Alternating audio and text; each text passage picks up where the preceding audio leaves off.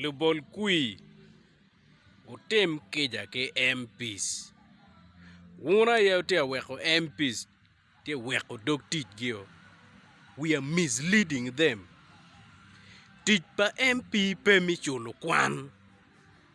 Teach pa MP pe mi furu gudi. Teach pa MP pe mi yopu pi ken gai. Ka giti atimone no te giti atimone pi yom chwiny ma megi.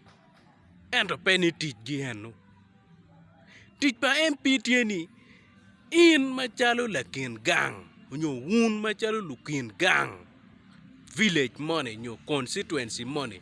Pe oromo guareo lumugu ni uno weng. Mi constituency money uti a ward me chero i parliament. Guare me chero ni nen gang wa pero ti ujong te yelo wa pero ti ni kot peti chwe chwe gene ke nen ken me konyo dano ke pok kodi kono ngo yo ti baraj kono ot yaro timo ngo geni pe un we guaro chero kono unu yero ngera chel a ye chero guaro pe uni wen chigi dero kono en ngete no ne MP.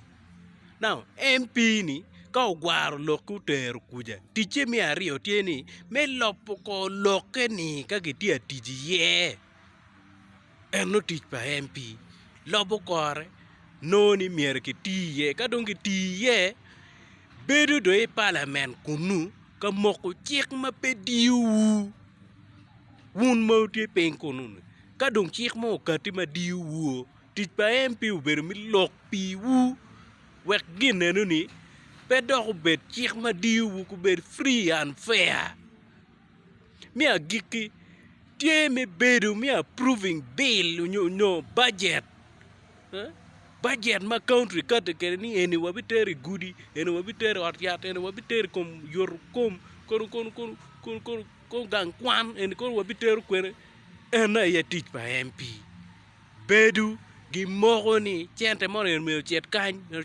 chigen signing weng lu mugo ni chente eni me chet kany kido beru tiji bere mi neno ni chente mo ma gen logo piela ner chani mo ti tiu tiche ka peta tiu tiche miere ge log ma tek ni gin ni la ne cha wan wa approving ni miere ke timo man peti tiu tiche mi ngo da yo guri ni ti maraj ke meki won ko ma bit te ka sukul ti maraj won ko ma bit nga ti maraj won ko ma bit because chente ni ka gen approving o weng mabe chente ni dong bino walk about one comma bit gene cow.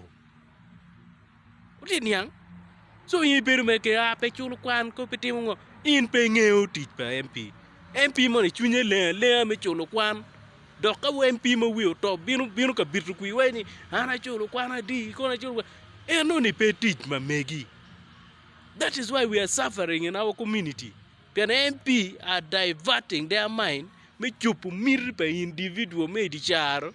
Loyo miri pa luak ngero mani binu la tena mani dunkungo la tena mani teka MP kwero ni tapa MP ni right pe duo ko pe chulu kwan ko timo jan pe ke timo mendo ya nge tich pa MP ni wero bi yero la tela ke come MP ni ka chulu ngero mani gang kwa no kunya konya tich pa la nyodo era ye raising la tini chulu ne gang kwan nyomu kama la ten la chone nyomu neo nyomu dako borre eno tich pala nyodo pe tich a MP wek baro wi MP kom karne dong chimu romo MP so wagore dong do bulu please ko chere furo ko chere tim tich mone ka MP mon be binu chawo mone I chere cha ma en be binu ni pe ni aw diko MP mon be binu ko na nga be binu ibi timo ngo pe nyimi. Don't forget ni jono bi biru kuigi ni jegen chere parliament ka mako duk tiji in no dong ni in no ti timo ngo ma chalo bulu let's be guided pe wek bulu mo MP mo ti kwedi mi lora nyimio ti kere me chalo tij mo bino mera ruja en ni jimbe mo ma bino by the way ni ay eno pede mak chalo duk tiji ni tin me wot kwene ka dong in ng'iyo wuot ke MP diri ma ka do chero e parliament in bi dong ni bi dong la volo ka mato ko kin gango so in machalo bulu mak tichi ka dong MP ubira rieni wuot kwere machalo kita dano woro kwere ni bedo dok tichi ni ka dong te chero ka mone meru gone chim mer yet ma bode ngwech kon wuot kwene pege timo kumeno